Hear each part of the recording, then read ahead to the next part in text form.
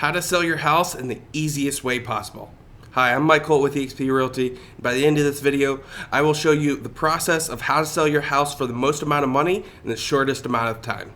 The first thing you need to do is find a great real estate agent to help you sell your house. I made a video on the top 5 qualities to look for when you're interviewing potential agents to help you. So now that you've decided who you're planning to work with to help sell your house, the things you need to determine now is your game plan. So that includes determining what repairs need to be made to make sure that your house is going to look the best and sell for the most amount of money. Then you need to determine what is going to be your marketing strategy. What websites are you going to use? What social media platforms are you going to use to help make sure your house is in front of as many potential buyers as possible? And one piece of marketing people often don't think of is the actual list price itself. So you want to make sure that your house is listed according to its true market value to get in front of the right buyers. When buyers are looking to sell their house, or looking to buy their house, actually, they're going to look for 3 main criteria. What's the purchase price of the house? How many bedrooms does it have? And is it in the location that I want? So you want to make sure that your house is priced appropriately due to that. Next thing you need to think about is, where are you going to move to? Do you have a place already lined up, or do you need to stay a short period of time after you close to get into your new place? That's always something you want to have determined and game planned out before you go live. Next comes the prep work of getting your house ready to go live. So that includes getting those repairs done that you determined that you needed to get done. That means getting your house staged, potentially, if it needs it. And then also making sure you get pictures taken by a professional. So that's going to make sure when people are scrolling through all those housing websites and seeing your house, they're going to see sparkling, awesome pictures that are going to show off your house the best. Here comes the very first big exciting day for you. This is when the day that your house goes live on the market. So you'll start to get showing requests. You may get potential offers on day 1. And this is when you're really starting to say, hey, my house is for sale, come look at it.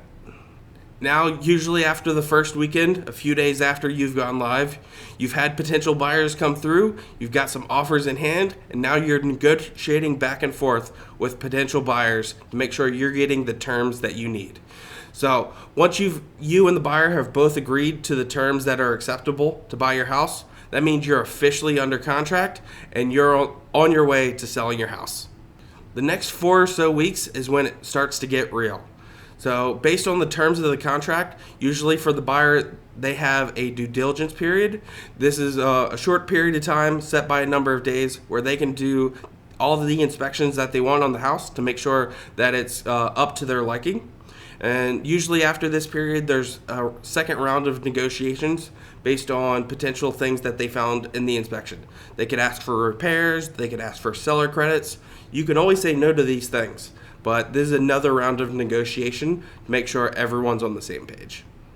Once you're through that due diligence and inspection period, if the buyer that you're working with is a cash buyer, it's basically on easy street at this point. You're mainly waiting for them to get their funds in order to close the deal. Now, if the buyer, on the other hand, is using a loan, the next thing that will be done is order an appraisal. This is a third party that comes out to your house and gives a market value and reports back to the lender to say that they are safe to lend that buyer the new money to buy your house. So that's actually the money that is going to go to you after you actually close. Once that appraisal comes back and everything looks good for the lender, you're on the home stretch at this point.